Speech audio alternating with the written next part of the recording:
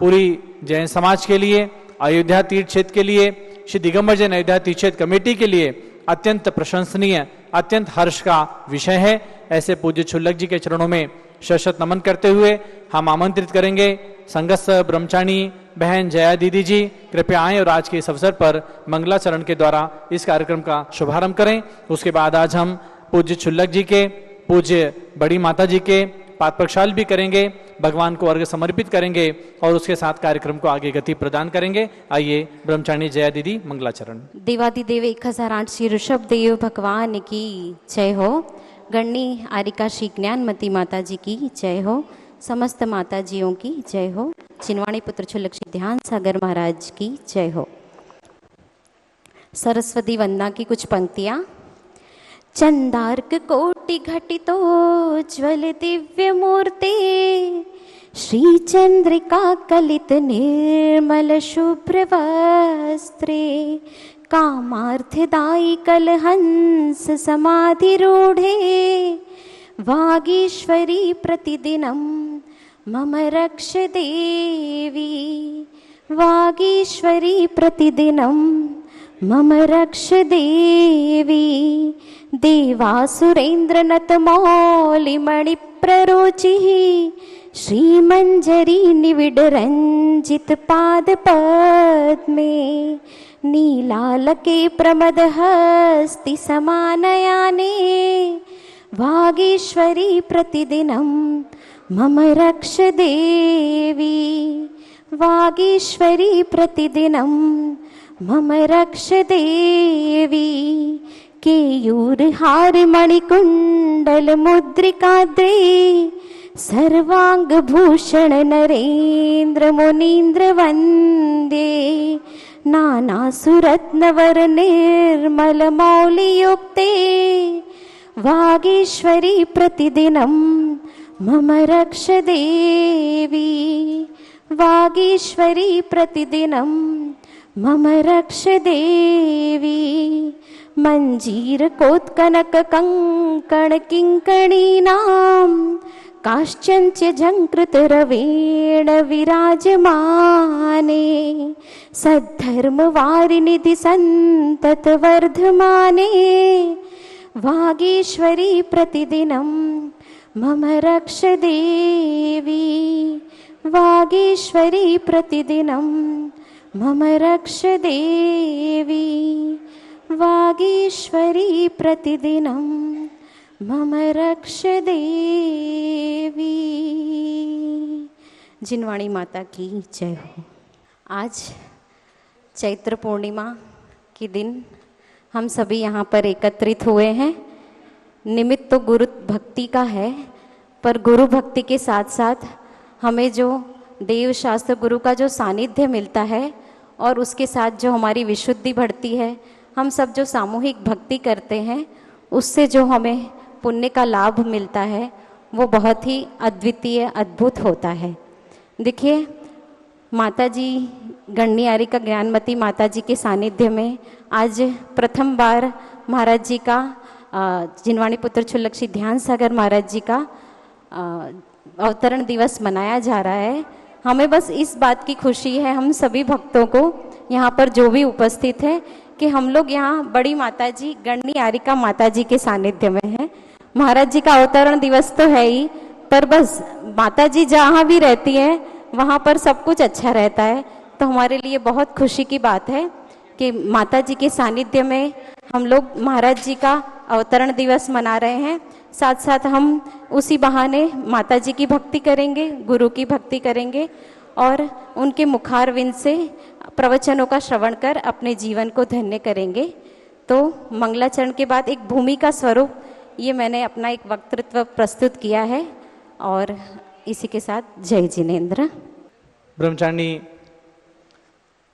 जया दीदी का ये मंगलाचरण यहाँ पर हुआ और संघ की बहन जी हैं और बहुत ही सुमधुर व्यवहार के साथ में यहाँ पर सबके साथ मेल मिलाप करके संघ की सारी व्यवस्थाओं को संभाल रही हैं, हम सबके साथ भी रह रही हैं। ऐसी दीदी का ये मंगलाचरण। और अब इसके उपरांत हम चाहेंगे आज के इस अवसर पर पूज्य पीठाधीश स्वस्ति श्री रविंद्र कीर्ति स्वामी जी यहाँ उपस्थित हैं। विनयांजलि स्वरूप पूज्य क्षुल्लक ध्यान सागर जी महाराज के जन्मदिवस पर वो भी अपने शब्द उद्गार व्यक्त करेंगे और उसके बाद अभी पूज्य बड़ी माता जी का आगमन होते ही हम पाद प्रक्षाल आदि कार्यक्रम संपन्न कराएंगे। उसके पूर्व पूज्य स्वामी जी। ओम नमः सिद्धेभ्यः। जय बोलो ऋषभ देव भगवान की जय। चार्य चक्रवर्ती आचार्य शांति सागर महाराज की जय। गणनी प्रमुख ज्ञानमती माता जी की जय। पूज्य क्षुल्लक ध्यान सागर जी महाराज की जय। बंधुओं, आज अयोध्या की धरती पर हम सभी को ये अवसर प्राप्त हुआ है कि क्षुल्लक ध्यान सागर जी महाराज का अवतरण दिवस यानी जन्म जयंती महोत्सव, जन्म दिवस मनाएं। ये धरती इतनी पवित्र है जहाँ पर अनंतानंत तीर्थंकरों ने पूर्व काल में जन्म लिया और आगे भी तीर्थंकर की परंपरा इस धरती पर हमेशा चलती रहेगी। ऐसी धरती पर जिसका नाम आज पूरी दुनिया के अंदर विख्यात हो रहा है, ऐसी ये पावन धरती है, पावन पवित्र नगरी है। यहाँ पर पूज्य क्षुल्लक जी का आगमन हुआ।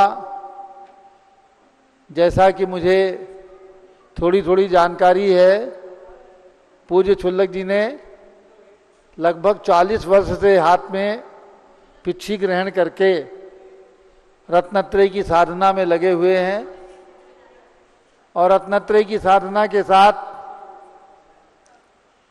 जो उनका सुरुचिकर जीवन है, जिसमें ज्ञानार्जन करना ये उन्होंने अपना प्रमुख लक्ष्य रखा है। आगम के ग्रंथों का स्वाध्याय करना और शिष्यों को उन आगम के ग्रंथों का स्वाध्याय कराना, ये उनके जीवन का प्रमुख कार्य चल रहा है। इस ज्ञान के द्वारा जो विद्यार्थियों के अंदर, शिष्यों के अंदर उन्होंने आगम की ठोस चर्चा, आस परंपरा की चर्चा और आस परंपरा के बातें उन्होंने जो भरी हैं, वो हमारे आचार्य शांति सागर महाराज की परंपरा के द्वारा मान्य चीजें हैं। जैसे आचार्य शांति सागर महाराज ने मूलाचार, भगवती आराधना आदि ग्रंथों का बार बार स्वाध्याय करके, मनन और चिंतन करके अपने जीवन को निखारा था, उसी प्रकार से पूज्य क्षुल्लक जी अपने जीवन को ज्ञानमय बना करके उन्होंने रखा है। हम एक और देखते हैं ज्ञानमती माता जी को, जिन्होंने दीक्षा से लेकर के आज तक ज्ञानाराधना की, लेखन कार्य किया, शिष्यों का संग्रह किया, तीर्थंकर भगवंतों की जन्मभूमियों के विकास की प्रेरणा प्रदान की। उसी प्रकार से हमारे क्षुल्लक ध्यान सागर जी महाराज ने अपने लक्ष्य को बना करके और ज्ञान और ध्यान दोनों में परिपक्वता प्राप्त की है। मैं समझता हूँ कि आचार्य शांति सागर महाराज की परंपरा में क्षुल्लक जी एक रत्न के समान है। मुनि दीक्षा न लेकर के भी कोई फर्क नहीं है, मुनि के समान विशुद्ध आचरण करते हुए अपने जीवन को व्यतीत कर रहे हैं और जहाँ भी जाते हैं, जहाँ भी रहते हैं, हमेशा हमने उनकी प्रशंसा सुनी है। तो ऐसे क्षुल्लक जी का, ध्यान सागर जी महाराज का आज अवतरण दिवस हमारे श्री दिगंबर जैन अयोध्या तीर्थ क्षेत्र कमेटी को मनाने का सौभाग्य प्राप्त हुआ है। हम ये अपना पुण्य मानते हैं, सौभाग्य मानते हैं कि आज उनका अवतरण दिवस, जन्म दिवस यहाँ पर मना रहे हैं। कई बार इस बात की भी चर्चा बनती है कि संतों का जन्म दिवस नहीं मनाना चाहिए, लेकिन ये जन्म दिवस नहीं है, बल्कि जन्म जरा मृत्यु विनाशनाय, यानी जन्म मरण को नष्ट करने के लिए जन्म दिवस जो हम मना रहे हैं, ये जन्म मरण के आवागमन को समाप्त करने की भावना से ही मनाते हैं कि हमने ऐसा जन्म प्राप्त किया है जिस जन्म के द्वारा हमें पुनः पुनः जन्म लेने का अवसर नहीं प्राप्त हो। दीक्षा दिवस और जन्म दिवस दोनों ही प्रशंसनीय जीवन के अंदर दिन होते हैं। जिस दिन हम संसार में आए हैं और संसार में आकर के हमने अपने जीवन को मोक्ष मार्ग में लगाया है, ये मोक्ष मार्ग है।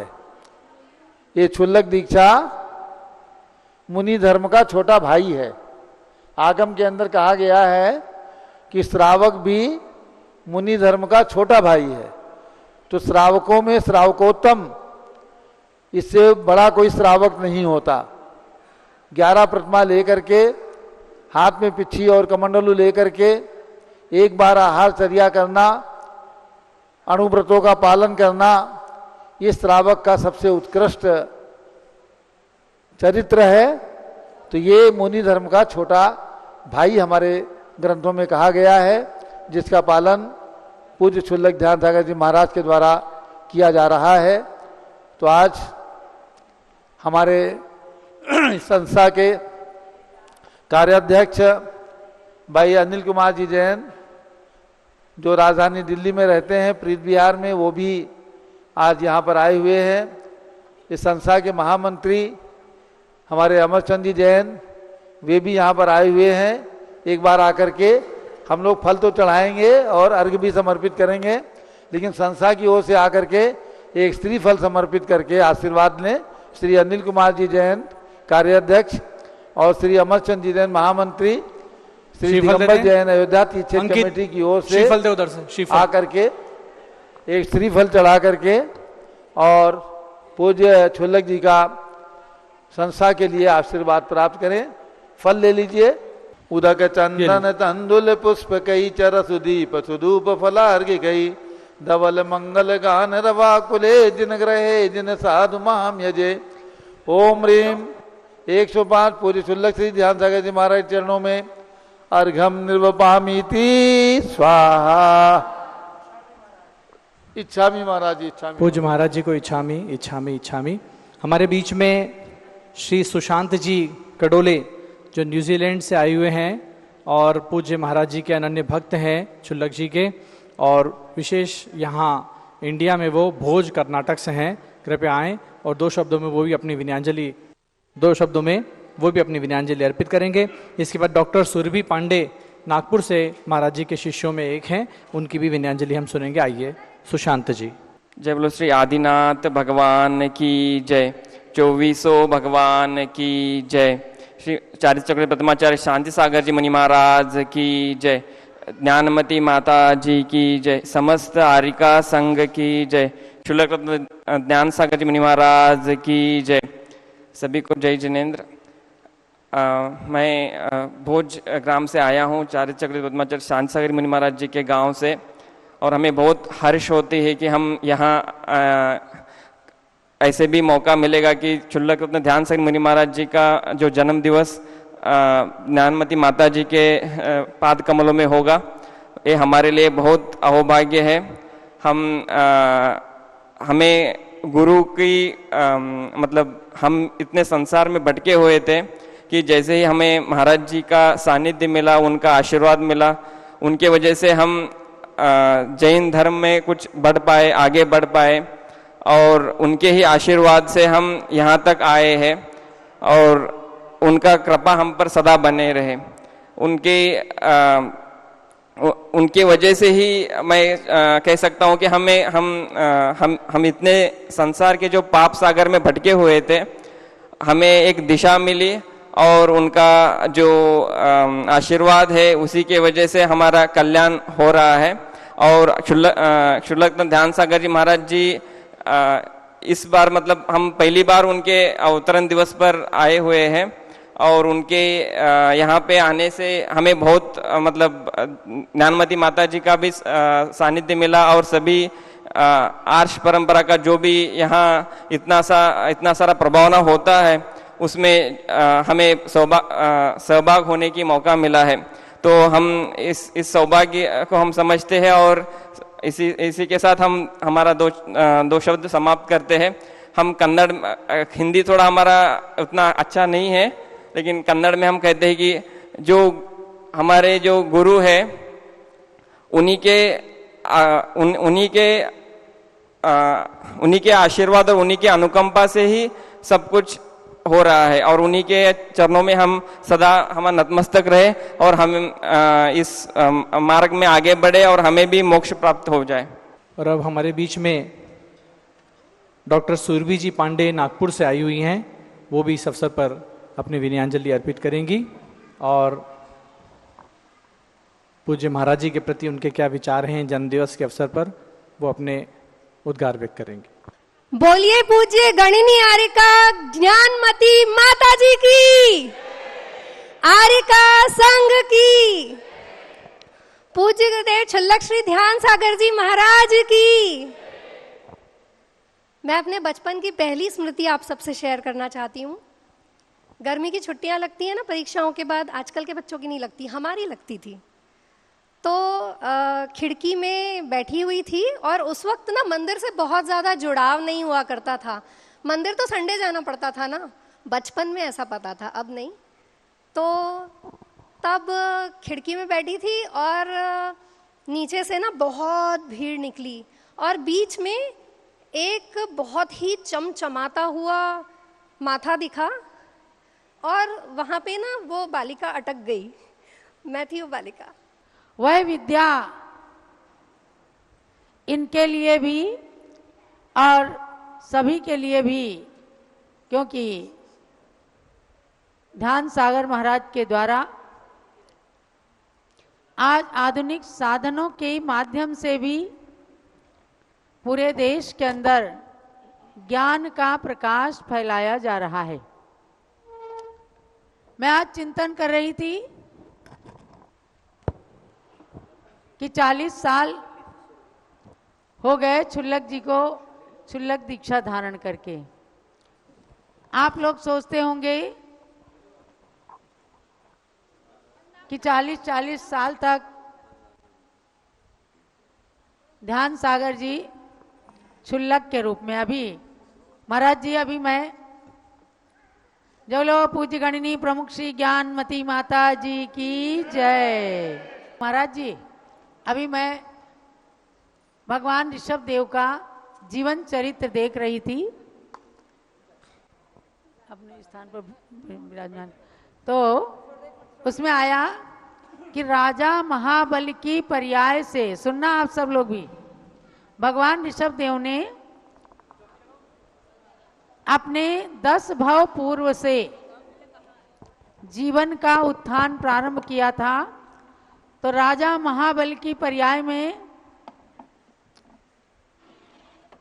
उनका जन्मदिन मनाया जा रहा था और पढ़ना ज़्यादा अच्छा लगेगा आपको। उस जन्मदिन पर एक मंत्री ने उनको जैन धर्म का अलौकिक संबोधन दिया और राजा को मिथ्या दृष्टि मंत्रियों से बचाया। उसके बाद आगे चलते चलते राजा महाबल ने अपने जन्मों का उत्थान किया। तो छठे भाव में विदेह क्षेत्र के अंदर सुसीमा नाम की नगरी में राजा सुविधि के रूप में जन्मे। सुनना मेरी बात, राजा सुविधि के रूप में जन्मे और वहां पर उनके पूर्व भावों से चली आ रही जो रानी का जीव था एक, वह उनका पुत्र उस समय केशव हो जाता है, केशव नाम का पुत्र हो जाता है। बहुत सारे मुनियों के दर्शन करने के बाद यानी सुविधि राजा की रानी के 5000 भाइयों ने एक साथ दीक्षा ले ली थी। अपनी रानी को दुखी देखते थे, दर्शन करने गए, तमाम मुनिराजों के दर्शन किए। वे अपने आप को बिल्कुल सक्षम मान रहे थे कि मैं सब कुछ छोड़ सकता हूँ, दिगंबर मुनि दीक्षा ले सकता हूँ, लेकिन केशव पुत्र के मोह में आ करके कि मैं इसे कैसे छोड़ूं। आदि पुराण के पर्व 10 के अंदर अच्छा ये प्रकरण आया है कि राजा सुविधि सोचते हैं कि वास्तव में राज्य को, रानी को एवं सब कुछ परिग्रह को छोड़ना सरल है, मुझे कुछ भी कठिन नहीं लगता, किंतु मैं भला इस केशव पुत्र को कैसे छोड़ दूं। पूर्व जन्मों के ये संबंध चले आ रहे थे। इसके स्नेह बंधन को छोड़ना आज मेरे लिए बड़ा दुष्कर हो रहा है। इस प्रकार से चिंतन करते हुए राजा सुविधि ने क्रम क्रम से 11 प्रतिमा के स्थानों को प्राप्त करके क्षुल्लक दीक्षा धारण की। समझ गए? ऋषभ देव भगवान ने पूर्व जन्मों में 6ठे भाव में उन्होंने क्षुल्लक अवस्था को प्राप्त किया। 11 प्रतिमा के व्रतों को पालन करने के बाद उन्होंने सम्यक दर्शन से पवित्र व्रतों की शुद्धता को प्राप्त होते हुए राजर्षि सुविधि ने बहुत काल तक मोक्ष मार्ग की उपासना की थी। उसके बाद जीवन के अंत में सर्व परिग्रह का त्याग करके मुनि दीक्षा को धारण कर लिया था। तो मैं सोचने लग गई कि आज कुछ लोग क्षुल्लक दीक्षा को छोटी मानने लगते हैं थोड़ा, लेकिन जब हमारे तीर्थंकर भगवान ने तक दीर्घ काल तक क्षुल्लक दीक्षा को धारण करके और अपने मोक्ष मार्ग की उपासना की। हमने अपने क्षुल्लक ध्यान सागर जी को देखा लगभग 2 माह से सुबह से शाम तक हमें अभी तक एक बार ये नहीं सुनाई दिया कि क्षुल्लक जी कोई किसी से बात कर रहे हैं। हमेशा ग्रंथों का अध्ययन, खोज, चिंतन, नई नई बातों को लेकर के आते और पूज्य ज्ञानमती माता जी के सामने जब बताते तो माता जी बोली कि देखो हमने तो स्वभाव से जैन कुल में जन्म लिया है, तो हमने तो बचपन से ही शास्त्रों को पढ़ा है, अध्ययन किया है, लेकिन आज क्षुल्लक जी ने इस प्रकार से जैन ग्रंथों का आलोडन करके जो सूक्ष्म तथ्यों को निकालते हैं, इसका मतलब यह है कि पूर्व जन्मों में इन्होंने बहुत अच्छे से जैन ग्रंथों का खूब स्वाध्याय किया होगा और वो आज इन्हें उपलब्ध हो रहा है। आचार्य शांति सागर महाराज जो 20वीं सदी के प्रथमाचार्य हुए, उन्होंने भी देवेंद्र कीर्ति महाराज से क्षुल्लक दीक्षा पहले ली थी, समझे ना। और उनके द्वारा दीक्षित एक अजितमती माता जी छुल्लिका जी थी, समझी। अजितमती छुल्लिका माता जी थी, उनसे पत्राचार हम लोगों का चलता रहता था। बड़ी माता जी तो उनके साथ दक्षिण भारत में कई बार रहने का उनको मौका मिला है। वे 65 साल तक क्षुल्लिका दीक्षा में रहीं, 65 साल तक क्षुल्लिका दीक्षा में रहीं और उन्होंने आचार्य शांति सागर महाराज की आज्ञा से अपने क्षुल्लिका के व्रतों का हमेशा पालन किया। उसके बाद सन 1991 1991 के अंदर उन्होंने आरिका दीक्षा धारण की और विनय उनके अंदर देखी हमने इतनी कि 65 वर्ष तक वो क्षुल्लिका थी, मैंने आरिका दीक्षा 89 में ले ली थी तो वो बराबर वंदामी लिखती थी। खैर ये तो पद की बात है। लेकिन वे अजितमती माता जी क्षुल्लिका की अवस्था में रहीं। आप जो क्षुल्लक अवस्था में मुनि धर्म की भी उपासना कर रहे हैं और जैसे ही कभी मुनि दीक्षा धारण करेंगे तो निश्चित रूप से उनके ज्ञान का और अधिक क्षयोपशम बढ़ जाएगा, पारावार हो जाएगा। लेकिन आपके शारीरिक स्थिति को देख करके अभी बड़ी माता जी ने एक आदेश दिया 2 दिन पहले ही कि क्षुल्लक जी मुनि दीक्षा लेने की जल्दी मत करना। समझे ना, ये आप भक्त लोग ध्यान रखना।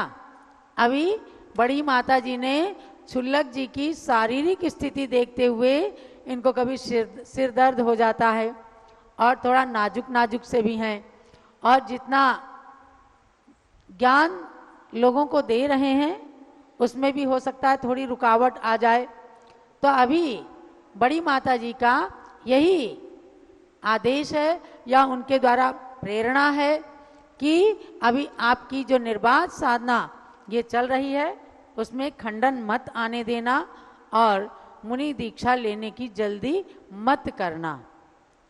भव्यात्माओं, कुंद कुंद स्वामी की एक गाथा है, एयत्त निश्चय नवो एयत्त निश्चय गो समो सवत्त सुंदरो लोए बंद कहाए अत्ते तीर्ण विसंवादिनी होई। बड़ी अच्छी गाथा कही कि संसार के अंदर एकत्व विभक्त से समन्वित भेद विज्ञान को सूचित करने वाली आत्मा सवत्त सुंदरो लोए, लोक के अंदर सबसे अधिक सुंदर है। आपने जो चमकता हुआ ललाट देखा था ना, वह आत्मिक सौंदर्य का प्रतीक है। समझे ना, आज ब्यूटी पार्लर के अंदर कोई कितना ही अपनी सजावट करा ले, हजारों रुपए दे करके भी, लेकिन जब ये संत निकलते हैं तो इनके ललाट की शोभा, वह चमक बिना सजावट के होती है। तो ये क्यों थी? समो सवत्त सुंदरो लोए, लोक में सबसे सुंदर जो है वह एकत्व विभक्त को प्राप्त आत्मा है, क्योंकि उसके अंदर ज्ञान के हिलोरे हमेशा चलते रहते हैं, उसकी लहरें उठती रहती हैं। और जब ज्ञान के हिलोरे उठते हैं तो उसकी आभा फैलती है, और उसकी आभा जब फैलती है तो शरीर का औरा भी मस्तक के चारों ओर चलता है, और जब वो औरा चलता है तो सामने देखने वाले को वह ललाट, चमकता हुआ ललाट दिखता है। ऐसा ज्ञान हमेशा वृद्धिंगत होता रहे। जो बंद कथा को कहने वाली है वह कथा संसार की कथा, कर्मों की कथा विसंवादिनी होई, वह विसंवाद करने वाली है। इसलिए ध्यान सागर क्षुल्लक जी से ये शिक्षा ले लेना कि हमें विसंवाद नहीं करना है, हमें आत्म संवाद करना है। क्योंकि अभी तक हमने ज्ञानमती माता जी के पास तो ये देखा, हम बंबई के अंदर चातुर्मास कर रहे थे, लोगों ने कहा कि माता जी हम यहाँ आते हैं, आपके संग की कोई माता जी, कोई बहन जी हम लोगों से कोई बात ही नहीं करते। हमने कहा कि भाई हमारे यहाँ देखो, ज्ञान की बात करोगे तो हम लोग अच्छे से बात करेंगे, और आप चाहो हम आपके गृहस्थ की चर्चा करें तो हमारे यहाँ कोई नहीं करेगा, क्योंकि यही हमने सीखा है। बोले संग बहुत आए लेकिन हमने ऐसा संग नहीं देखा ज्ञानमती माता जी। तो हमने कहा सब ज्ञानमती माता जी वो तो नहीं थी, तो जैसे सब ज्ञानमती माता जी नहीं थी ऐसे ही सब ध्यान सागर भी नहीं है कि नहीं? तो ध्यान की शिक्षा लेना, और जिन्होंने अपने नाम को सार्थक किया है, गौतम स्वामी ने अपने शब्दों में कहा जो सारो सव सारेसु सो सारो एस गोयम सारम झाणंति नामेण सव बुद्धे देसिदम।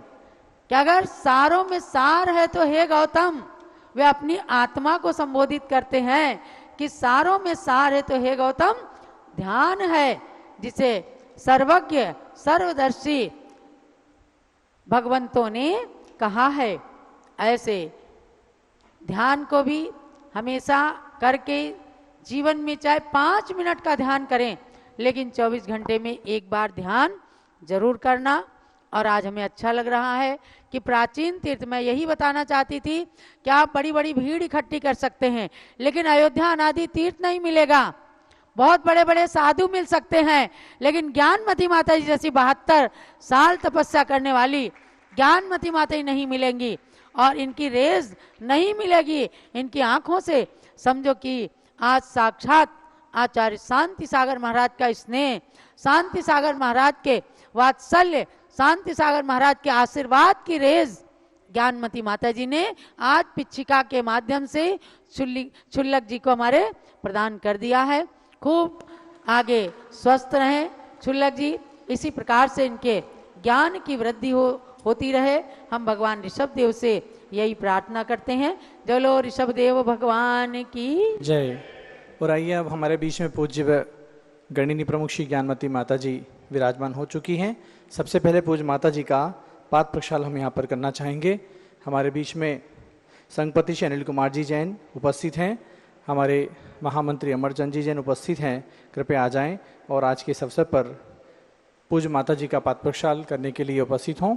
साथ में विशाल जी जैन आर्किटेक्ट, वो भी आज हमारे बीच में हैं, कृपया वो भी आ जाएं और पाद प्रक्षाल करें। इसके बाद दूसरा पाद प्रक्षाल और है एक और, पहले ये 3 लोग पाद प्रक्षाल कर लें और संघ की दीदी जया दीदी और सुरभि जी आ जाएं दोनों, वो भी माता जी का पाद प्रक्षाल करके पुण्य अर्जित करें। चरण प्रक्षालन कर लो रे, चरण प्रक्षालन कर लो रे, श्री ज्ञानमती माता के चरण प्रक्षालन कर लो रे, चरण प्रक्षालन कर लो रे। इस भारत वसुंधरा ने, इस पावन वसुंधरा ने जब ब्राह्मी माता मांगी, तब ज्ञानमती माता ने उनकी प्रथा संभाली। मात गणिनी को नम लो रे, मात गणिनी को जल लेते जाइए, जल लेते जाइए। सच्चे सुमन से भक्ति कुसुम से दीदी जी पीछे और भी लोग खड़े हैं, अंजलियां पाद प्रक्षालन करी लो रे, चरण प्रक्षालन कर लो रे। ओम ह्रीम गणिनी प्रमुख श्री ज्ञानमती मातु पाद प्रक्षालनम करोमि स्वाहा। सबके हाथ लगवा दो एक साथ। चलिए, और अब पूज्य माता जी के पाद प्रक्षाल के बाद में हम एक साथ हाथ लगा पूज्य छुल्लक श्री ध्यान सागर जी महाराज का भी पाद प्रक्षाल करना चाहते हैं। उनका आज जन्म दिवस है। आदिश भाई सराफ आ जाएं, उपाध्यक्ष इस कमेटी के, और यहाँ से थाल ले लें। और अमरचंद जी भी पहुँच करके पूज्य छुल्लक जी का यहाँ पर पाद प्रक्षालन करेंगे। हमारे विशाल जी भी चले जाएं साथ में, विकास जी भी आ जाएं जो हमारे बीच आज वैशाली गाजियाबाद से आए हुए हैं। पूज्य छुल्लक जी का अयोध्या तीर्थ कमेटी की ओर से पाद प्रक्षाल हम सब यहाँ करके उनका जन्मदिवस मनाएंगे। पाटा रखें विपिन नीचे, बेंच हटाओ, बेंच और चौकी सब हटाओ, पूरी दोनों हटाओ। लोक विहार दिल्ली से जिनका जन्मदिन है, वर्षा जैन, आनंद जैन, लोक विहार दिल्ली, जो श्रीमती कौशल जी जैन फरीदाबाद की सुपुत्री हैं, उनका आज जन्मदिन है। जन्मदिन का बहुत बहुत मंगल आशीर्वाद है। पूज्य गणनी प्रमुख श्री ज्ञानमती माता जी भी, वर्षा, हाँ कौशल जी की माता जी का भी आशीर्वाद दिखा दें भैया। वर्षा जी के लिए बहुत बहुत मंगल आशीर्वाद है और कौशल जी के लिए भी बहुत बहुत आशीर्वाद है, पूरे परिवार के लिए। आनंद जी, वर्षा जैन, पूरे परिवार के लिए आशीर्वाद। बोले पूज्य छुल्लक श्री ध्यान सागर जी महाराज की जय। आज के उनके अवतरण दिवस की जय। ये हमारे संस्थान की ओर से भी पूज्य महाराज जी के प्रति हमारे अनिल जी भाई साहब ने विनयाजलि अर्पित करी। और अब हम भगवान ऋषभदेव की 31 फुट प्रतिमा यहाँ विराजमान है और महाराज जी का 63वां जन्म दिवस है। तो हम चाहते हैं कि 63 फल चढ़ा करके भगवान के चरणों में महाराज जी के उत्तम रत्नत्रय की और उनके दीर्घ स्वस्थ मंगल जीवन की कामना करेंगे। मैं चाहता हूँ कि जया दीदी और सब लोग आ जाएं। ये 2 थाल जो रखे हैं आगे के, इनको ले लें और महाराज जी का हाथ लगवा लें और उसके बाद में हम ये फल की थाल, केवल उधर के 2 थाल लेना, वो 2 थाल ले लो, उठा लो और महाराज जी को हम ये महाराज जी का हाथ लगवाएं। हाँ हाँ, डिस्ट्रीब्यूट करना है तो आप फल डिस्ट्रीब्यूट कर सकते हैं। महाराज जी को हाथ लगवा ले, महाराज जी का हाथ लगवाएं। शुचि निर्मल नीरम गंध सुअक्षत पुष्प चरूले मन हर्षाय, दीप धूप फल अर्घ सुलेकर नाचत ताल मृदंग बजाए। श्री आदिनाथ जी के चरण कमल पर बलि बलि जाऊं मैं मन श्री आदिनाथ जी के चरण कमल पर बलि बलि जाऊं मैं मन वचकाय। हे करुणानिधि भव दुख मेटो, याते मैं पूजो प्रभु पाए, याते मैं पूजो प्रभु पाए। ओम ह्रीम। भगवान ऋषभदेव साक्षात जन्मभूमि विराजमान 31 फुट ऊंचे, उनके चरणों में 63 फलों से सहित पूज्य क्षुल्लक श्री ध्यान सागर जी महाराज के अवतरण दिवस पर अर्घ्यम निर्विपामीति स्वाहा। और अब आ जाएं, अब पूज्य माता जी के चरणों में अर्घ समर्पित करेंगे। ये महाराज जी के पुनः 2 थाल ले लें यहाँ से और उसमें हाथ लगाएं और उसके बाद में हम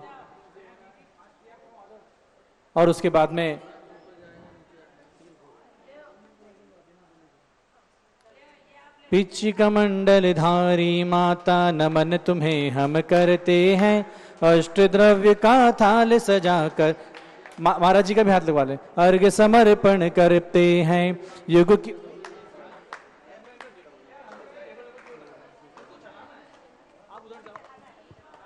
पिच्चिका मंडल धारी माता नमन तुम्हें हम करते हैं, अष्ट द्रव्य का थाल सजाकर अर्घ्य समर्पण करते हैं। युग की पहली ज्ञानमती जी के चरणों में अभिवंदन है, तेरी पावन प्रतिभा लग कर मेरा मन भी पावन है। ओम ह्रीम चारि चंद्रिका गणिनी प्रमुखारिका शिरोमणि श्री ज्ञानमती माता जी के चरणों में अनर्पण प्राप्त है। अर्घ्यम निर्विपामीति स्वाहा। बोले पूज्य गणिनी श्री ज्ञानमती माता जी की जय। और अब यहाँ से पुनः 2 थाल ले लीजिए आगे और अब पूज्य महाराज जी के चरणों में 63 फल चढ़ा करके हम उनकी जीवन के मंगल कामना करेंगे और दीदी जया दीदी आकर के उनके प्रति अर्घ्य समर्पित करवाएंगे। बोली जिनवाणी पुत्र क्षुल्लक श्री ध्यान सागर जी महाराज जी की जय हो। वंदन प्रणाम तुमको करूं आरती तुम्हारी, हे ध्यान गुरु मेरे कर दो कृपा निराली। वंदन प्रणाम तुमको करूं आरती तुम्हारी, हे ध्यान गुरु मेरे कर दो कृपा निराली। जल चंद अक्षतों से चरु पुष्प दीपकों से सुगंध धूप लेकर फल अर्घ को चढ़ाऊं। ओम रह जिनवाणी पुत्र क्षुल्लक श्री ध्यान सागर महाराज चरण कमलेभ्यो अर्घ्यं निर्वपामीति स्वाहा। बोलिए क्षुल्लक श्री ध्यान सागर जी महाराज की जय। इसी मौके पर हमारे बीच में प्रयाग इलाहाबाद से भक्तजन आए हैं, श्री सपन जैन और उनके साथ पूरी टीम आई है। तो वो चाहते हैं कि हम भी महाराज जी को श्रीफल समर्पित करना चाहते हैं। उनके जन्म दिवस का तो श्रीफल समर्पित करना ही है। ज्ञानमती माता जी की जय, अयोध्या तीर्थ क्षेत्र की जय और क्षुल्लक श्री ध्यान सागर जी महाराज की जय। मैं इलाहाबाद से हूँ। हम लोगों की ये प्रबल भावना है कि ध्यान सागर महाराज जी का प्रयागराज अब हो गया है, पहले इलाहाबाद था। तो क्षुल्लक श्री ध्यान सागर महाराज जी का चतुर्मास हो, ऐसा पूरी हमारे समाज की मनोकामना है। किसी कारणवश समाज के कुछ लोग नहीं आ पाए हैं, लेकिन उनके प्रतिनिधित्व के रूप में हम लोग आए हैं। हाँ, सब लोग आ गए। जय हो आदिनाथ भगवान की जय। ये हमारे सपन भाई की इच्छा है, समाज के लोगों को लेकर आए हैं कि महाराज जी के प्रति श्रीफल चढ़ाकर ये भावना भाते हैं कि महाराज जी का चातुर्मास प्रयाग में हो, और प्रयाग भगवान ऋषभदेव की जन्मभूमि अयोध्या है, और प्रयाग जो है भगवान ऋषभदेव की दीक्षा भूमि है। तो वो चाहते हैं कि जन्मभूमि से महाराज जी का दीक्षा भूमि की ओर गमन हो। तो ऐसे भावनाओं को लेकर के प्रयाग वाले आए हैं और श्रीफल चढ़ाना चाहते हैं। चलिए, उदक चंदन तंदुल पुष्प कह चर सुदीप सुदूप फलार्ग कह धवल मंगल गान रवा कुले जिन ग्रहे जिन साधु महम यजे। ओम रीम। पूज्य छुल्लक श्री ध्यान सागर जी महाराज के चरणों में प्रयाग में चातुर्मास करने हेतु निवेदन सहित फलम निर्विपामिति स्वाहा।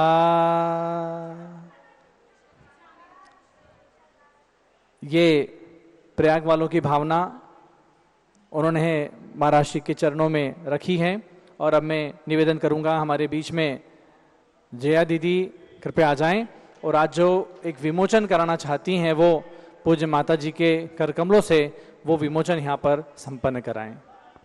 इसी कार्यक्रमों की जो श्रृंखला चल रही है उसको ध्यान रखते हुए अब हम 24 तीर्थंकर भगवान की स्तुति, जो काफ़ी वर्षों से बहुत भक्तों द्वारा प्रतीक्षा की जा रही थी, ऐसी प्रतीक्षारत स्तुति 24 तीर्थंकर भगवान का स्वयंभू स्तोत्र आचार्य समनभद्र स्वामी रचित, आज हम इसका जो महाराज जी ने गाया हुआ है, जो इसमें अलग अलग छंदों की रचना की गई है, उसी छंदों को आधार बनाकर 10 प्रकार की अलग अलग लयों में महाराज जी ने 24 भगवान की ये जो स्तुति है उसको संगीतबद्ध किया है, उन्होंने गाया है।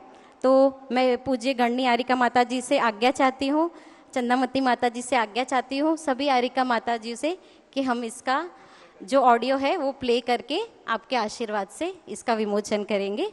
तो जो भी टीम है, टेक्निकल टीम, वहाँ पे से प्ले वहाँ करें। से वो प्ले कर दे। माता जी 4 मिनट की अलग अलग भगवानों का एक स्तोत्र ट्रैक बनाया है, आप सुनिएगा माता जी।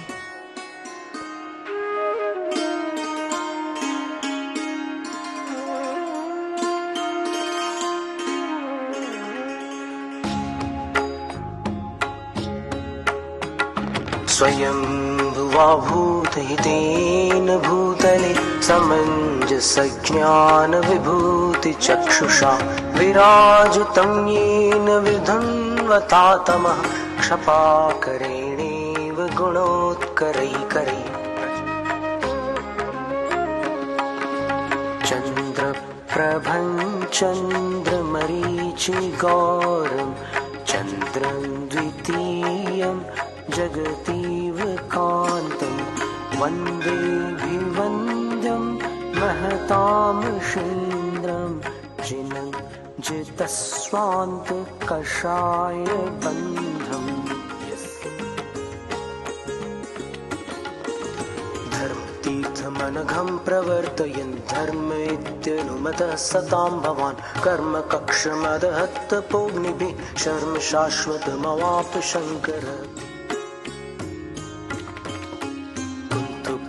प्रभृत्यखिलसत्त्वदयैकतानः कुन्थुर्जिनो जर्जरामरणोपशान्ति तं धर्मचक्रमिह वर्तयसि स्म भूत्यै भूत्वा पुरा क्षितिपतीश्वर चक्रपाणिः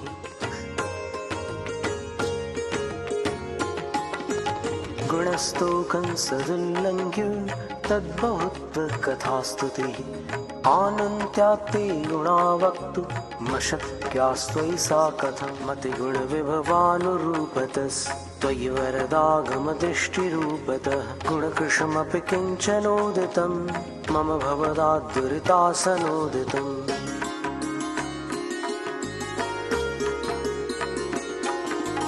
यस्य महर्षिः सकलपदार्थप्रत्यवबोधः समजनि साक्षात् सामरमर्त्यं जगदपि सर्वं प्राञ्जलिभूत्वा प्रणिपतति स्म पुर्भूषावेशं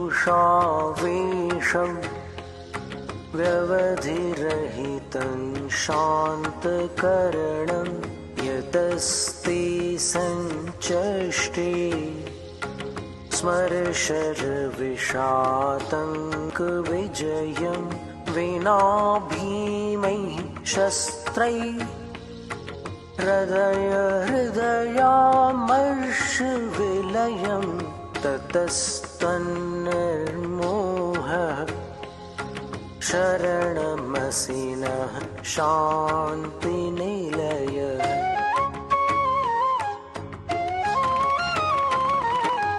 भगवान् ऋषिः परमयोगधन उत्कल्मषेन्दन ज्ञान विपुल किरणैः सकलं प्रतिबुध्य बुद्ध कमलायते क्षणः।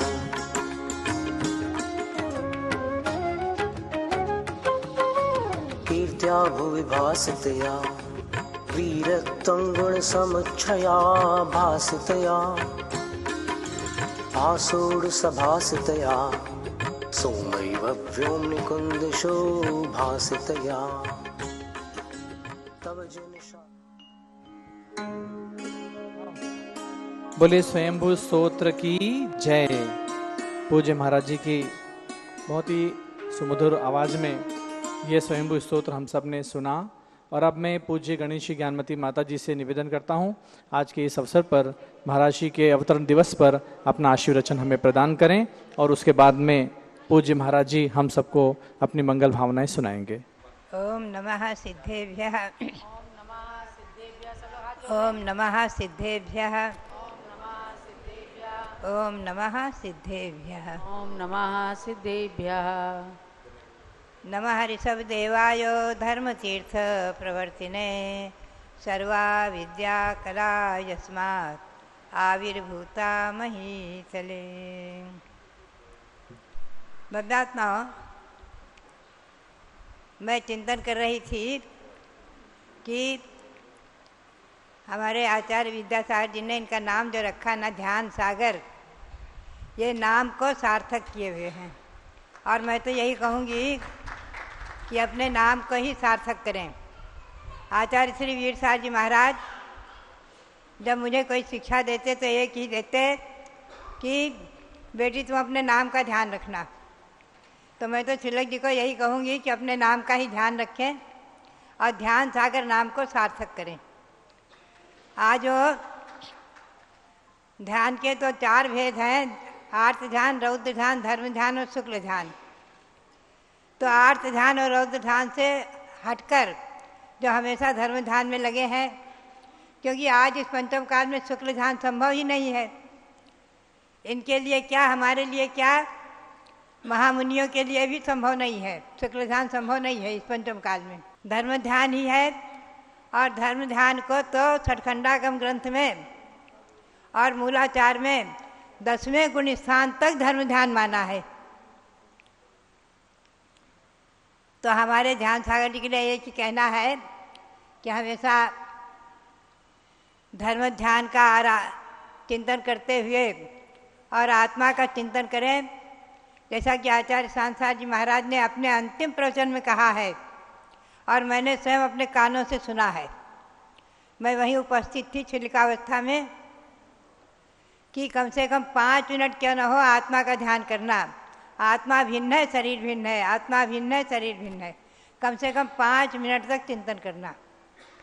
और मैंने जो है आचार्य श्री के उन वचनों को अपने जीवन में हमेशा ध्यान में रखा है कि कम से कम तीनों काल की सामायिक में कम से कम 5 मिनट तो चिंतन जरूर करती हूँ कि आत्मा भिन्न है, शरीर भिन्न है, आत्मा भिन्न है, शरीर भिन्न है। समय सार का सार इसी में है। समय सार का सार कि आत्मा भिन्न है, शरीर भिन्न है, आत्मा भिन्न है, शरीर भिन्न है, आत्मा भिन्न है, शरीर भिन्न है, आत्मा भगवान आत्मा। इसका चिंतन और व्यवहार में जो ये 11 प्रतिमाओं के व्रत हैं, श्री गौतम स्वामी के शब्दों में पद्मम ताव सुगम में आउ संतो, उन्होंने कहा है गौतम स्वामी ने स्वयं कि हे आयुष्मान मैंने सुना है, हे आयुष्मंतो मैंने सुना है, भगवान ने जो गृहस्थ धर्म का उपदेश दिया और उसमें जो श्रावक धर्म में निसंकी जो उपदेश दिया, दंसन वह सामाय पोषे सच्चित राय भत्तेय बम्भारम परिग्रह अनुमन मुद्दिठ देश विरदोय। 11 प्रतिमाओं का उपदेश दिया है। तो गौतम स्वामी ने स्वयं कहा है कि जो इस प्रकार से 11 प्रतिमाओं का पालन करते हुए और इस श्रावक धर्म को पालन करते हुए वो नियम से अधिकतम 7-8 भाव में और कम से कम 2-3 भाव में नियम से मोक्ष प्राप्त करेंगे। हमारे रविंद्र कीर्ति जी हैं, ये बहुत बार मुनि बनने के इच्छुक होते हैं।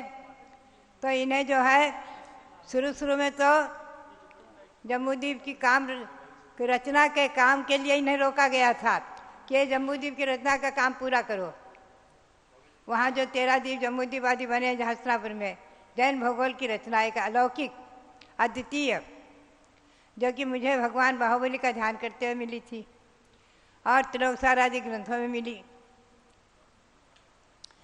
उसके बाद भी जब ये चिंतन करते हैं कई बार, तो इनके ऊपर जो पीठाधीश बनाकर जो हमने जिम्मेवारी तीर्थों की सौंपी, 10-11 तीर्थों के पीठाधीश, और उसकी जिम्मेवारी को संभालते हुए तो हम भी उन्हें यही समझाया करते हैं कि देखो बेटे, इस पद में भी तुम उद्देश्य त्याग 10वीं और 11वीं प्रतिमाधारी दोनों जो है उत्कृष्ट श्रावक कहलाते हैं।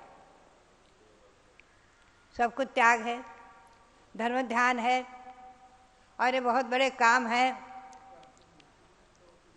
आचार्य श्री देशभूषण जी महाराज ने भी एक बार यही कहा था कि ये बहुत बड़े काम है।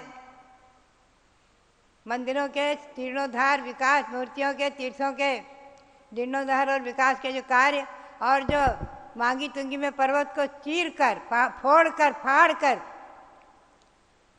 जो भगवान प्रकट हुए, आज एक काम अलौकिक। एक मराठी में एक सज्जन ने गीत गाया था, दगड़ दगड़ दगड़ दगड़ फोड़ला कसे, ऋषभ देवांची मूर्ति कोरला कसे। तो सचमुच में ये काम जो है असंभव को संभव किया इस पद में। तो इसलिए जो है 10वीं प्रतिमाधारी भी श्रेष्ठ, जो काम दिगंबर बनकर नहीं हो सकता है, मुनि बनकर नहीं हो सकता है, जरे जाकर अभी जाकर आए 3 तीर्थों के। कल हमने पूछा अभी सुबह कि क्या क्या करके आए, हम तो भूल जाते हैं जल्दी। तो बताया सम्यक शिखर का जो शांतिसार धाम बन रहा है उसको देख कर आए, कहाँ तक निर्माण हुआ है, आगे क्या होना है। बद्रीपुर में जो चल रहा है उसको देख कर आए, कुंडलपुर में जो चल रहा है उसको देख कर आए। सब देख कर आए हैं और जीवन प्रकाश जी को समझा कर आए कि ये जिम्मेवारी तुम्हारे पर है। तो बात यही है कि हमारे क्षुल्लक ध्यान सागर जी तो हमने देखा कुछ नहीं, प्रपंच नहीं, उनके पास कुछ भी नहीं, केवल शास्त्र की चर्चा। वो चाहते थे कि माता जी के पास भी हम घंटे 2 घंटे शास्त्र की चर्चा करें, कुछ सुने, कुछ सुनाए, कुछ प्रश्न करें। लेकिन चूंकि इस समय जो है मेरा स्वास्थ्य विशेष काम नहीं कर पाया, तो 1-2 दिन मैंने उनकी बातें सुनी, ज़्यादा नहीं सुन पाई, लेकिन मैं सब समझ गई। उतने में सार रूप में समझ गई कि ये दिनवाणी पुत्र, इनका नाम सार्थक है। इन्होंने जो है अपने नाम को सार्थक किया है, और मैं तो कहूँगी ध्यान सागर नाम को भी सार्थक करें। जो गुरु ने नाम दिया है बहुत सोच समझ कर दिया होगा, दीर्घदर्शी थे। अपने नाम को सार्थक करते हुए हमेशा धर्म ध्यान करते रहें, और इसी प्रकार से ग्रंथों का आलोलन कर करके चाहे यहाँ रहें चाहे कहीं रहें, प्रत्यक्ष में परोक्ष में, आज सब साधन ऐसे हैं कि अमेरिका से, यूरोप से भी, कहीं से भी 1 सेकंड में हमें उनकी बात मालूम पड़ जाती है, उनका प्रश्न मालूम पड़ जाता है, और यहाँ से उत्तर भी उन्हें दे दिया जाता है। आज के साधन इतने सुगम हैं कि उनको भी उत्तर दे दिया जाता है। तो वहाँ से प्रश्न आते हैं विदेशों से भी। तो बात यही है कि हम चाहे पास में रहें चाहे दूर रहें, पास ही हैं। और मैं तो ये कहूँगी कि इनका जो स्वाध्याय है, जो गहराई से इनकी गहराई से प्रवेश है, और जो रचना शैली है, आंसू कवि,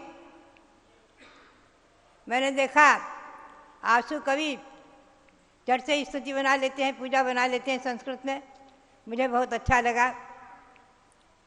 तो बात यही है कि मैं तो यही उन्हें उपदेश तो क्या यही आदेश दूंगी कि हमेशा अपने नाम का ध्यान रखते हुए ज्ञान आराधन में लगे रहें और स्वास्थ्य के अनुकूल अपनी चर्या को संभाल करके करें, अपने स्वास्थ्य को भी संभालते रहें, स्वस्थ रहें, दीर्घायु हों, शतायु हों और हमेशा जो है इसी प्रकार से दिन दूनी रात चौगुनी ज्ञान और ध्यान में उन्नति करें। यही मेरी प्रेरणा और यही मेरा उपदेश और यही मेरा आदेश और यही मेरी शिक्षा उनके लिए।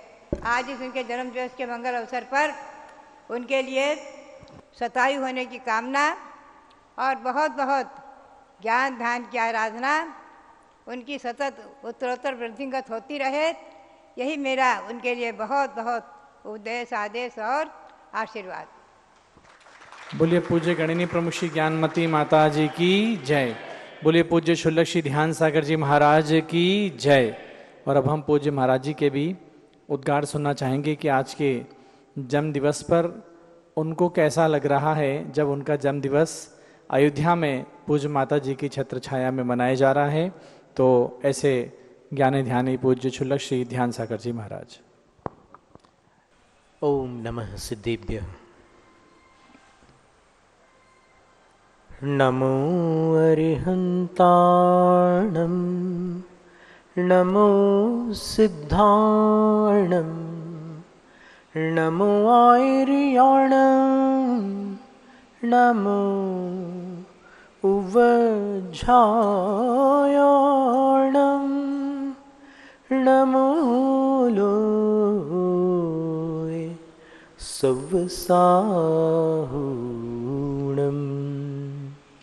चत्तारि मङ्गलम् अर्हन्त मङ्गलं सिद्धमङ्गलं साहुमङ्गलं केवलिपण्णतो धम्मो मङ्गलं चत्तारि लोगुत्तमा अर्हन्त लोगुत्तमा सिद्धलोगुत्तमा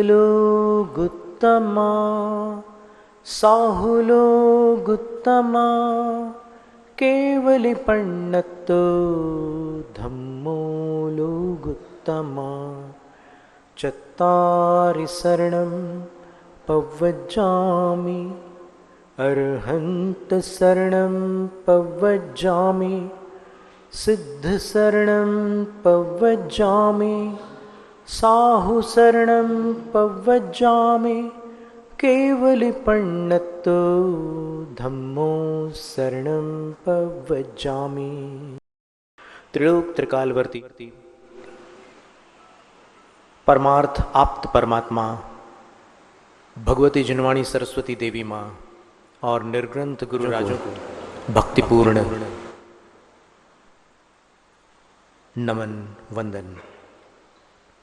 पूर्व शताब्दी के ज्ञानी ध्यानी तपस्वी चारित्र चक्रवर्ती परम श्रद्धेय धर्म धुरंधर आचार्य शांति सागर गुरुराज को बारंबार नमोस्तु। अपने धर्म गुरु जिनेन्द्र वर्णी जी, अपने प्रेरणा गुरु जो वर्तमान में आचार्य पुष्पदंत महाराज श्री, अपने दीक्षा शिक्षा गुरु आचार्य विद्यासागर महाराज श्री, और जिन जिन से हमें जो जो कुछ मिला है उन सब के प्रति आभार व्यक्त करते हुए उनका यथा योग्य वंदन।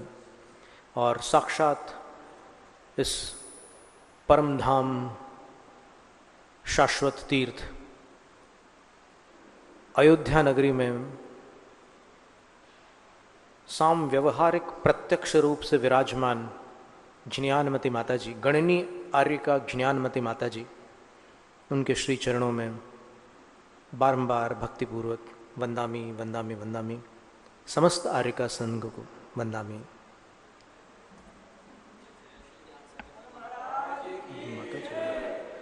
माता जी के सानिध्य में अभी प्रश्न किया हमारे से किसी ने पूर्व संचालक महोदय ने, जीवन प्रकाश ब्रह्मचारी जी ने, कि आपको कैसा लग रहा है यहाँ पर। तो हमें लग रहा है कि ये प्रश्न उठ ही कैसे सकता है, क्योंकि इसका कोई विकल्प नहीं है। ऐसा लग सकता है, वैसा लग सकता है, कोई विकल्प नहीं। एक ही उसका उत्तर है कि जैसा कभी नहीं लगा वैसा लग रहा है। और सबसे बड़ी बात, हम कई बार अपने विद्यार्थियों को बताते हैं कि बूढ़े पुराने लोग जब दिल से आशीर्वाद देते हैं तो उनने अपने जीवन भर के सुख दुख, संघर्ष और अनुभवों को पार किया होता है। तो उनके हृदय से निकला हुआ आशीर्वाद इस लोक से संबंधित होकर के भी अलौकिक होता है। और यहाँ तो संयतिका, जिनको कुंदकुंद आचार्य महाराज ने श्रमणी कहा, जिनको मूलाचार ग्रंथ में अज्जा आर्यिका कहा गया है, ऐसी गणनीय आर्यिका माता जी का जो आशीर्वाद हमें मिला है, और उनके पवित्र कर कमलों से, प्रातःकाल हमने कहा था कि ये वो कर कमल हैं जिन कर कमलों ने 500 कृतियां सर्जित की हैं, जिन कर कमलों ने षटखंड आगम पर टीका लिखी है, जिन कर कमलों ने अनेक पूजाएं रची हैं। अभी भारत के कोने कोने में कहीं भी किसी मंदिर में चले जाओ, नव देवताओं की सदा आपको मिलेगा ही, सुनने मिलेगा। भले माताजी सर्वत्र नहीं है, लेकिन वो उनकी पंक्तियां सर्वत्र हैं। और माताजी ने अभी भी बताया कि उन्होंने 100 स्तोत्रों की रचना की है। तो उन स्तोत्रों की रचना करने वाली माताजी के हाथों से ये पिच्छी मिलना, हम समझते हैं कि इससे बड़ा सौभाग्य क्या हो सकता है। आज हम वैसे कभी गर्व नहीं करते, क्योंकि कर्म का उदय हमें पता है कि आज ऐसा है, कल वैसा है, पता नहीं क्या, कोई भरोसा नहीं है। लेकिन आज हमें अवश्य गर्व हो रहा है कि हमें उन हाथों से ये पिच्छिका प्राप्त हुई है। माताजी को बारंबार वंदामी वंदामी वंदा। और फिर चंदनामती माताजी के वक्तव्यों को भी हमने बहुत दिनों से सुना। उनको जो प्रज्ञा श्रमणी कहते हैं, ऐसा लगा कि उनके अंदर एडमिनिस्ट्रेशन पावर है, प्रबंधन शक्ति है। वो समय की पाबंदी का बहुत ध्यान रखती हैं। और वहाँ से माताजी का ऐसे इशारा होता है और इशारे में वो काम पूरा हो जाता है। बहुत मज़ेदार आंखों से ऐसे दृश्य देखने मिलेंगे। नहीं तो कई बार क्या होता है कि इशारा होने के बाद कोशिश करते हैं कि हम कर लें, लेकिन यहाँ तो होता ही है ही। और रविंद्र कीर्ति जो कि 10 प्रतिमाधारी हैं, 10 प्रतिमाधारी जो श्रावक होते हैं, 11 प्रतिमाएं होती हैं श्रावकों की, तो हम 11 प्रतिमाधारी हैं, वो 10 प्रतिमाधारी हैं। दोनों को उत्तम श्रावक का है शास्त्रों में। जगन्य श्रावक पहली 6 प्रतिमा वाले होते हैं, मध्यम श्रावक 7वीं 8वीं 9वीं प्रतिमा वाले होते हैं, 10वीं 11वीं प्रतिमा वाले उत्तम श्रावक होते हैं। और उत्तम में जो 11वीं प्रतिमाधारी होते हैं वो भिक्षुक होते हैं, भिक्षाहारी होते हैं, वो पड़गान वगैरह से आहार लेते हैं। तो ये सारी बातें हैं। अभी जन्म जयंती के बारे में बात चली थी, तो कुछ लोग इसके बारे में कुछ टिप्पणी करते हैं कि इस काल में तो मिथ्यात्व के साथ ही जन्म होता है, तो काय की जयंती। लेकिन बात ऐसी है कि एक घटना को एक दृष्टि से देखना साधवाद नहीं है।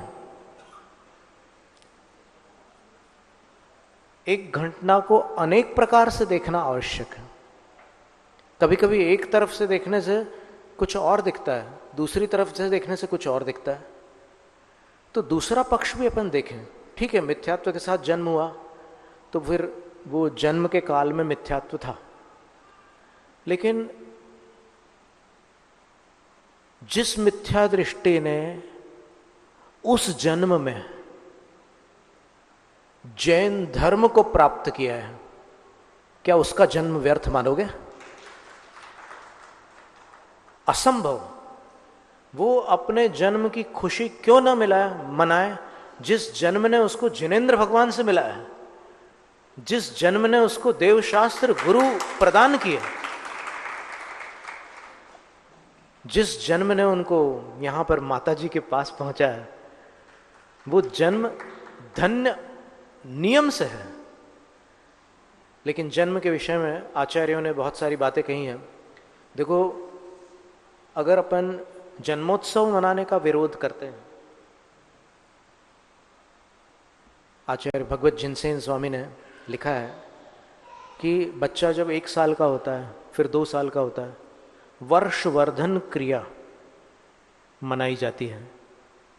और अभी जैसे वो कथा माताजी सुना रही थी महाबल की, तो उस महाबल के जीव ने कालांतर में वज्रजंग की पर्याय को प्राप्त किया। फिर एक पर्याय राजा सुविधि की पर्याय भी थी, जिस पर्याय में उन्होंने क्षुल्लक अवस्था धारण की थी। और 2 पर्यायों में तो उनके जमाई चक्रवर्ती थे। एक पर्याय में वो स्वयं चक्रवर्ती थे, और अंतिम पर्याय में इस भरत क्षेत्र के प्रथम तीर्थंकर देवादिदेव परम भट्टारक महाप्रभु आदि ब्रह्मा वृषभ देव भगवान हुए। और इनके विषय में इनके मंत्री स्वयं बुद्ध को संदेह उत्पन्न हो गया कि मैं इतना बताता हूं इनको जैन धर्म के बारे में, लेकिन इनका मन लगता ही नहीं, जैन धर्म के प्रति इनको बिल्कुल रुचि नहीं है, क्या बात है। तो फिर उन्होंने सुमेरु पर्वत पर आदित्य गति और अरिंजय नाम के चारण रिद्धिधारी अवधिज्ञानी मुनिराजों के पास जाकर उनकी वंदना करके प्रश्न किया कि हे गुरुवर, मैंने सुना है कि जीव 2 प्रकार के होते हैं, भव्य और अभव्य। और फिर अपने राजा की पूरी घटना उन्होंने बताई कि मैं इनको लाख समझाता हूं, लेकिन इनको जैन धर्म के प्रति रुचि नहीं होती। कहीं मेरा राजा अभव्य तो नहीं है। एकदम उसका गला भराया। तब मुनिराज जो उत्तर देते हैं वो अद्भुत था। उसको जब अपन पढ़ते हैं तो आंखों से पानी आ जाता है कि हे मंत्रिन, जिनके प्रति आज तुम्हारे हृदय में शंका है, उनका हृदय परिवर्तित हो सकता है। उन्होंने रात में 2 स्वप्न देखे हैं, वो स्वप्न हम तुम्हें सुनाते हैं और उनका फल भी तुम्हें बताते हैं, तुम उनको बता देना, वो जैन बन जाएंगे। और भव्य और अभव्य की बात तो दूर रही, तुम्हारा राजा भव्य शिरोमणि है, 10वें भव में जम्बू द्वीप संबंधी भरत क्षेत्र का प्रथम तीर्थंकर बनने वाला जीव है। ये बात इसलिए आश्चर्यजनक लगती है कि तीर्थंकर के जीव के विषय में भी किसी के मन में शंका हो जाती है कि ये भव्य है कि अभव्य है। सोचो कितनी बड़ी बात है। तो जन्म के विषय में शास्त्रों में आत्मानुशासन में ये लिखा है कि तुम ज्यादा खुशी मत मनाओ। क्या खुशी मनाना, तुम अपना कल्याण करो। तो आत्मानुशासन जो है वो वैराग्य और साधना की ओर प्रेरित करने वाले वचन हैं। आचार्य शांति सागर महाराज श्री का प्रिय ग्रंथ था आत्मानुशासन। मृत्योर्मृत्यंतर प्राप्ति रुत्पत्तिरेह देहिनाम तत्र प्रमुदितान मन्ये पाश्चात्य पक्षपातिनः। आत्मानुशासन ग्रंथ में 188 नंबर काव्य में गुणभद्र आचार्य लिखते हैं कि एक मौत से दूसरी मौत के बीच में एक घटना होती है जिसका नाम है जन्म। तो इधर से मरा और उधर भी मरना है, बीच में जन्म लेना है, तो उसकी ज्यादा खुशी मत मनाओ, उछलो मत। तो ये भी एक दृष्टिकोण है। फिर कई लोग बोलते हैं कि नहीं, दीक्षा का तो उत्सव मना सकता है। मूलाचार ग्रंथ में एक गाथा दी है, ये देखो, इसके बारे में शायद बहुत कम लोगों को पता होगा। वो गाथा 967 है, लेकिन उसके पहले भाव पहाड़ की एक गाथा है। दिखा कालायम भाव ही अवियार दंसन विशुद्धो उत्तम बोहि निमित्तम असार संसार मुनियुन।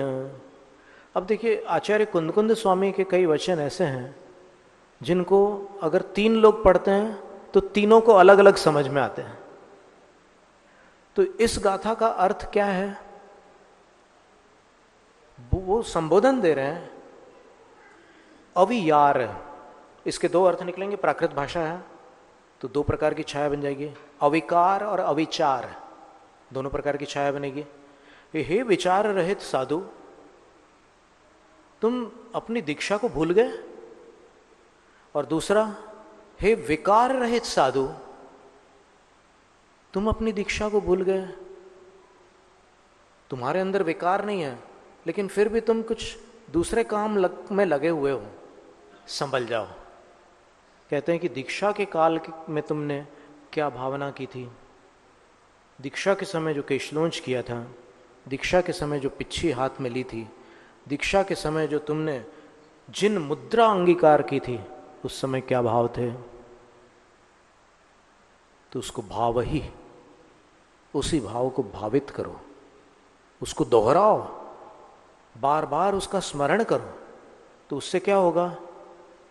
लक्ष्य की ओर गति बनी रहेगी, क्योंकि अनादिकाल से प्रमाद के संस्कार प्रबल हैं।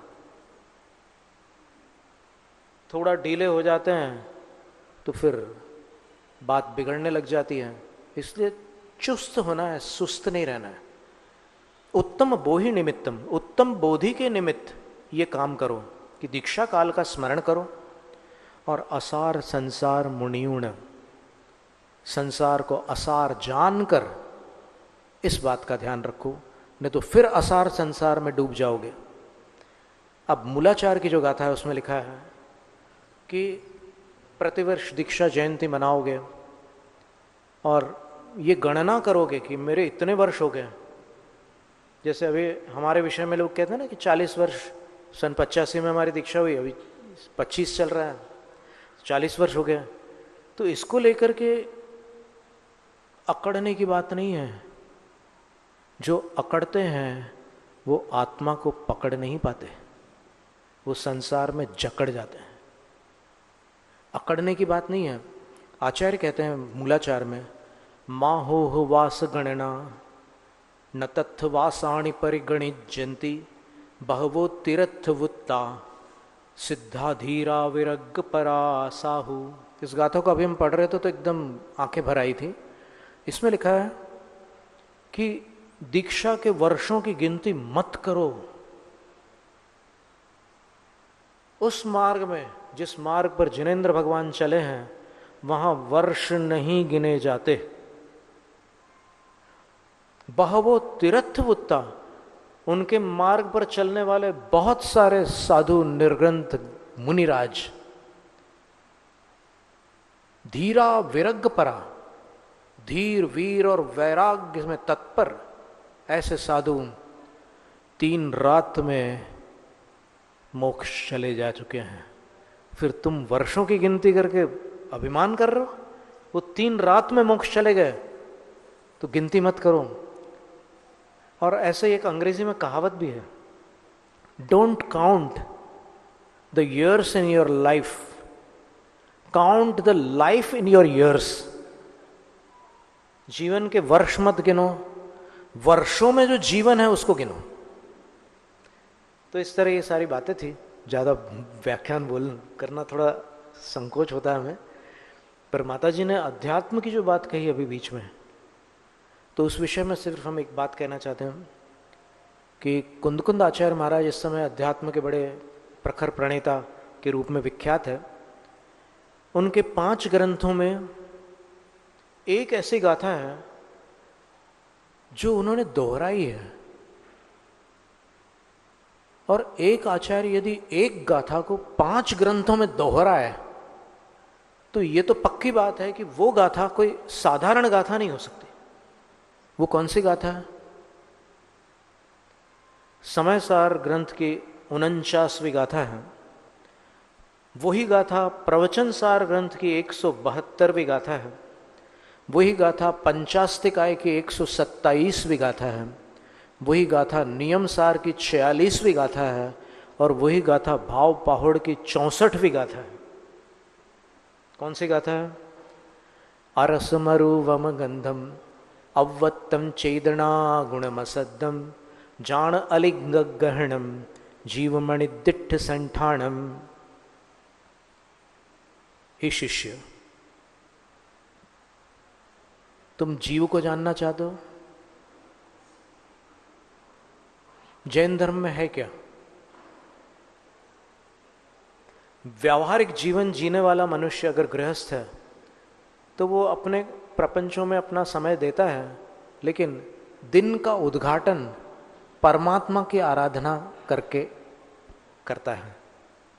इसी प्रकार साधु जीवन में भी जब अपन बाहर की तरफ अपना ध्यान जाता है तो परमात्मा की आराधना करते हैं, अंदर की ओर ध्यान जाता है तो आत्मा की आराधना करते हैं।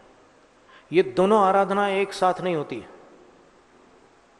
परमात्मा की आराधना में आत्मा का गुणगान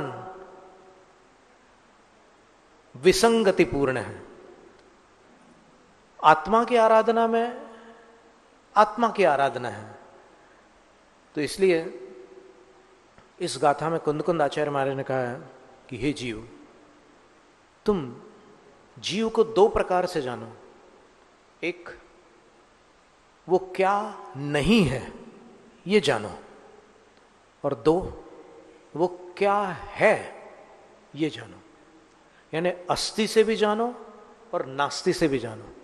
तो क्या नहीं है उसका ज्यादा विस्तार है। वो क्या है? अरसम। वो अरस यानी टेस्ट वाला नहीं है, कोई स्वाद नहीं है उसका। और कैसा है? अरूवम, उसका कोई रंग नहीं, वर्ण नहीं है, कलर नहीं है। ये नेगेटिव पक्ष है पूरा। आत्मा क्या नहीं है वो पहले बता रहे हैं। और अगंधम, गंध रहित है, न सुगंध न दुर्गंध। और अव्वत्तम, 8 प्रकार के स्पर्श से वो व्यक्त नहीं हो सकता, वो स्पर्श रहित है। असद्दम, ध्वनि रहित है। कभी कभी लोग बोलते हैं ना कि ध्यान में जो एक आवाज आती है वो आत्मा की आवाज है। आत्मा ध्वनि रहित है, कुंद आचार्य कह रहे हैं। अलिंग गहणम, प्रवचन सार में अलिंग शब्द के 20 अर्थ। वो किसी चिन्ह से पहचाना नहीं जा सकता। स्त्रीलिंग, पुल्लिंग, नपुंसकलिंग कोई चीज नहीं है वहां, एकदम अलग ही वस्तु है वो। अणिदिट्ठ संठाणम, उसका कोई निर्दिष्ट आकार भी नहीं है, संस्थान भी नहीं है। जिस शरीर में आत्मा चली जाती है वही आकार बन जाता है। चींटी का जीव किसी पर्याय में हाथी के शरीर में चला जाए तो उसका आकार हाथी का बन जाता है। हाथी का जीव मरकर अगर चींटी बन जाए तो फिर उसका आकार वैसा हो जाता है।